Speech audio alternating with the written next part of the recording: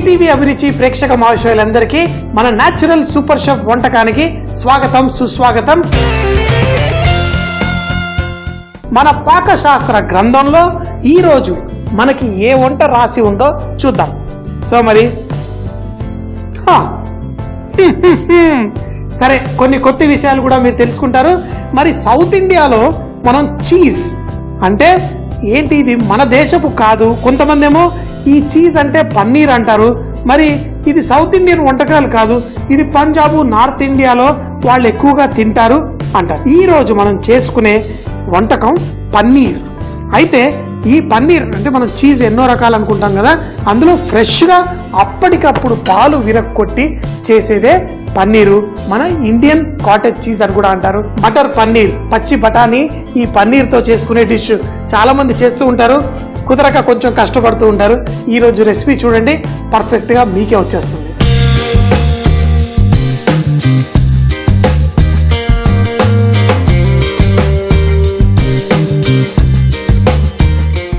పాలు విరిగితే కూడా చాలా ఇష్టంగా తినేది ఏంటి మన అందరం? అదేనండి, జున్ను పాలు ఉన్నాయనుకోండి, దాంట్లో ప్రోటీన్ కంటెంట్ చాలా ఎక్కువగా ఉంటుంది.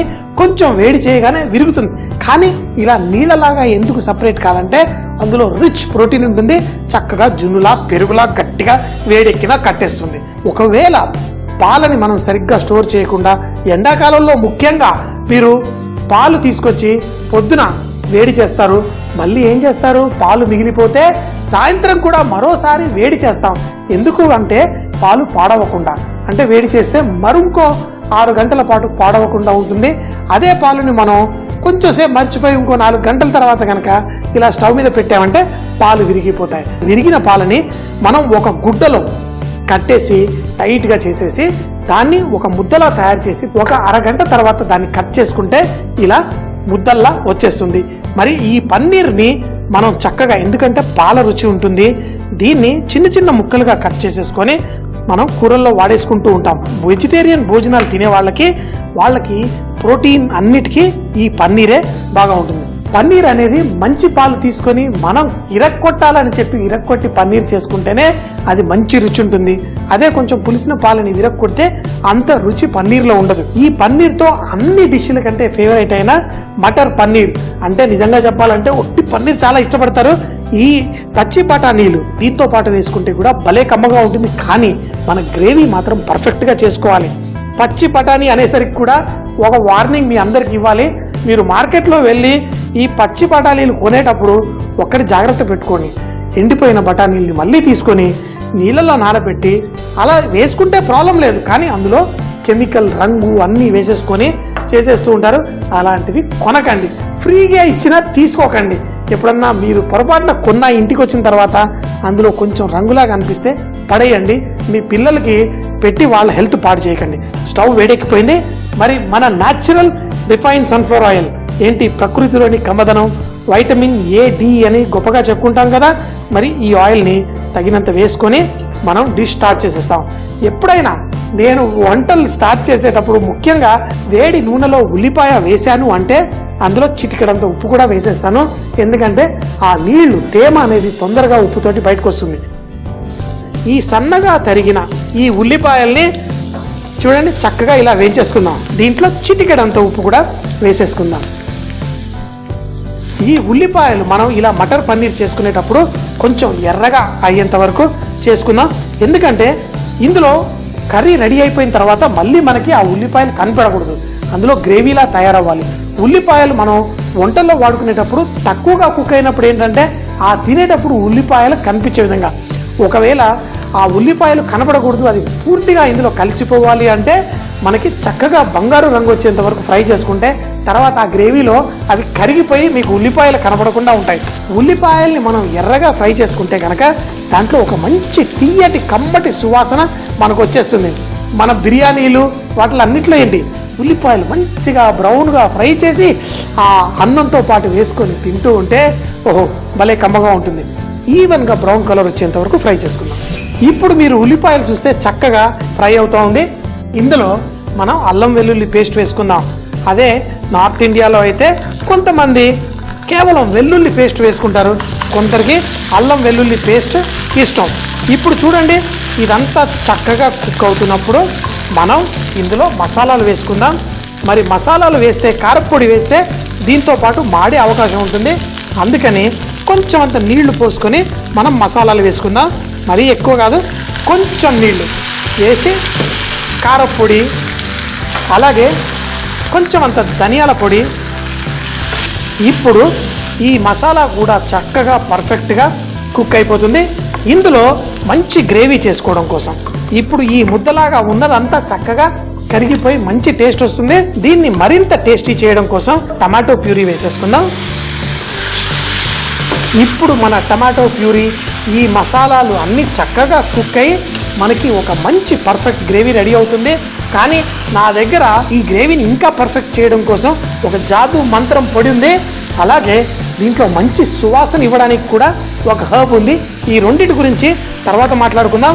కొంచెం తక్కువ మంటలో కొంచెం ఎక్కువసేపు అయినా ఈ టమాటా మొత్తం చక్కగా కుక్ అయిపోవాలి. అప్పుడే దాంట్లో మజా వస్తుంది. సో ఈ టమాటాలో నుంచి నూనె పైకి వచ్చేంత వరకు దీన్ని ఇలా కుక్ చేసుకుందాం. ఇప్పుడు మనకు కావాల్సింది మంచి గ్రేవీ. ఈ ఉల్లిపాయలు కరిగిపోయాయి, అందులో మసాలాలన్నీ చక్కగా అయిపోయాయి. కానీ తినేటప్పుడు అలా నోట్లో పెట్టుకుంటుంటే కరిగిపోతూ మెల్ట్ అయిపోతూ సూపర్గా ఉండాలి.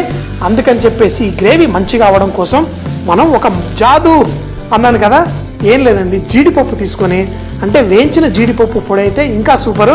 దాన్ని పొడిలా చేసుకొని దీన్ని ఇందులో వేసేసుకుందాం. కొన్నిసార్లు కొంతమంది జీడిపప్పుని కొంచెం నీళ్ళు వేసి పేస్ట్ చేసి కూడా చేసుకుంటారు. అలా చేసుకున్నా పర్లేదు. జీడిపప్పు పొడి వేసుకుంటే మాత్రం ఈ టైంలో వేసుకొని దాన్ని కూడా ఈ మసాలాతో పాటు ఒక 2 నిమిషాలు చక్కగా వేగనిచ్చి, అసలు అన్ని బాగానే ఉన్నాయి, ముందులో పసుపు వేయడమే మర్చిపోయాను. ఏం పర్లేదు, ఎందుకంటే ఇంకా నూనెలో వేగుతుంది కాబట్టి పసుపు నీళ్ళల్లో కాకుండా నూనెలో వేసుకుంటే రంగు బాగా వస్తుంది. అందుకని చెప్పి ఇలా నూనె కొంచెం ఉన్నప్పుడే పసుపుని వేసి దాన్ని కూడా కొంచెం వేయించేసుకుందాం. మనకి మంచి కలర్ ఇప్పుడు చూడండి ఎర్రగా ఉన్నది, మరి పసుపు ఎల్లో రంగులో మనకి చక్కగా వస్తుంది. ఇంకొక నిమిషం పాటు కూడా దీన్ని వేయించేసుకుందాం. దీంట్లో మనం తగినన్ని నీళ్లు పోసి మన గ్రేవీ రెడీ చేసుకుందాం. కొంచెం కొంచెంగా నీళ్లు పోసుకొని దీన్ని చిక్కపడుతూ ఉన్నప్పుడు మరి కొంచెం నీళ్లు పోసుకొని దీన్ని కలిపేసుకుంటే మన గ్రేవీ పర్ఫెక్ట్గా వచ్చేస్తుంది. మనకు కావాల్సినంత చిక్కగా దీంట్లో నీళ్లు వేసి పర్ఫెక్ట్గా దీన్ని తయారు చేసుకుందాం. దీన్ని మరో 2-3 నిమిషాల పాటు చక్కగా మరిగిన తరువాత అందులో మనం బఠానీలు, మన పన్నీరు, అంతేకాకుండా ఈ కసూరి మేతి ఏదైతే ఉందో ఇది పాకిస్తాన్లో ఒక రీజన్ నుంచి వస్తుంది. నార్మల్గా మనం మెంతి కూర వాడుతూ ఉంటాం కదా, దీంట్లో మంచి సువాసన ఉంటుంది. అది మనం కూరల్లో వేసుకునేటప్పుడు ఇలా చేతిలో వేసి ఇలా పొడి పొడిగా చేసేసి మనం వేసుకుంటే మంచి టేస్ట్ మన డిష్కి వచ్చేస్తుంది. దాన్ని కూడా ఇందులో వేసుకొని ఒక 2 నిమిషాల పాటు చక్కగా మరగనిద్దాం. మరి ఇందులో మనకు కావాల్సినన్ని బఠానీలు, అలాగే ముందుగా కట్ చేసి పెట్టుకున్న ఈ పన్నీర్ ముక్కల్ని కూడా ఇందులో వేసేసుకుందాం. అదేంటి, చాలా చోట్ల పన్నీర్ ముక్కల్ని ఫ్రై చేసి కూడా వాడుతూ ఉంటారు. ఫ్రెష్గా ఉన్నప్పుడు పన్నీరు మనం డైరెక్ట్గా ఇట్లాగే వేసేసుకోవచ్చు. కానీ ఏంటంటే పాతకాలంలో ఫ్రిడ్జ్లు అవి లేకుండా ముఖ్యంగా డాబాల్లో అక్కడ పన్నీర్ అనేది మనం పెట్టుకోవడం కోసం నీళ్ళల్లో పెట్టుకునేవాళ్ళు. అది అమ్ముడు పోలేదంటే తర్వాత రోజు కల్లా దానికి కొంచెం అంత పైన జిగురులా వచ్చేస్తుంది. అలా వచ్చినప్పుడు పన్నీర్ ముక్కల్ని ఫ్రై చేసేసి వేసేస్తూ ఉంటారు. ఫ్రై చేయకపోయినా పన్నీర్, ఫ్రెష్ పన్నీర్ అయితే పర్ఫెక్ట్గా ఉంటుంది. లాస్ట్లో మనం ఉప్పు అవన్నీ చెక్ చేసుకొని మరి దీన్ని ఫినిష్ చేద్దాం. మరి ఉప్పు కూడా వేసి దీన్ని ఫస్ట్ మనం టేస్ట్ చేసుకుందాం. ఉప్పు కరెక్ట్గా ఉంది. కొంచెం అంటే నార్త్ ఇండియాలో అయితే మటర్ పన్నీర్ చేసుకుంటే కొంచెం ఘాటు తక్కువగా ఉంటుంది. నాకు మాత్రం కావాల్సినంత ఏది చేసుకున్నా తెలుగోడి రుచి తెలుగోడిదే, వాడికి తగ్గట్టు పర్ఫెక్ట్గా ఉంది. లాస్ట్లో మనం క్రీమ్ వేసే ముందు కావాలనుకుంటే చిటికెడంత గరం మసాలా, అలాగే ఇందులో క్రీమ్ వేసేటప్పుడు ఇలా క్రీమ్ వేసామనుకోండి ఈ క్రీమ్ విరిగిపోతుంది. క్రీమ్ విరగకూడదు. మరి డిష్లో పర్ఫెక్ట్గా కూర్చోవాలి అంటే కొంచెం అంత ఈ గ్రేవీని మనం సపరేట్గా తీసుకోవాలి. ఏంటి అంటే క్రీమ్ మరి పాలతో చేసిందే కదా, కొంచెం తీసుకొని దాంట్లో ఈ క్రీమ్ని, గ్రేవీ తీసుకొని దాంట్లో క్రీమ్ వేసి దాన్ని ఫస్ట్ కలిపేసుకుందాం. ఈ క్రీమ్ రెడీగా ఉంది మనం ఇందులో వేసుకోవడానికి. ఈ టెక్నిక్నే టెంపరింగ్ అంటారు. మటర్ పన్నీర్లో మనం క్రీమ్ వేసేసుకొని చక్కగా కలిపేసుకుందాం. ఇప్పుడు చూడండి, చూడ్డానికి తినడానికి చక్కగా పర్ఫెక్ట్గా వచ్చేసింది. కావాలంటే లాస్ట్లో కొంచెం అంత కొత్తిమీర కూడా వేసుకుందాం. నాకు కావలసినంత థిక్నెస్ చూడండి, మనం ఒక చెంచాలో తీసుకుంటే ఈ గ్రేవీలో ముంచితే వెనకాల కోటింగ్ ఇలా కోట్ అయి ఉంటేనే అది పర్ఫెక్ట్ కన్సిస్టెన్సీ నాకు. మరి గ్రేవీ చూడండి చక్కగా వేస్తూ ఉంటే ఎంత పర్ఫెక్ట్గా ఎంత చక్కగా ఉందో. ఈ గ్రేవీని మనం రొట్టెలతో తింటూ ఉంటే ఆహా బహు కమ్మగా చక్కగా ఉంటుంది. డిష్ అయితే రెడీ అయిపోయింది. హోటల్లోకి వెళ్ళామనుకోండి కొంచెం అంత వెన్న ముద్ద ఇలా వేసేస్తారు కరుగుతూ, దాంతో పాటు ఇది తింటూ ఉంటే ఎంత బాగుంటుందో. రొట్టెలు రెడీ, మటర్ పన్నీరు రెడీ. ఇలా చిట్టి రొట్టెలు తీసుకుంటే ఒక్కటే దాంట్లో నోట్లోకి వెళ్ళిపోతుంది. కానీ ఈ పన్నీర్ ముక్కతోటి ఈ గ్రేవీని చక్కగా ఆ వెన్నతో పాటు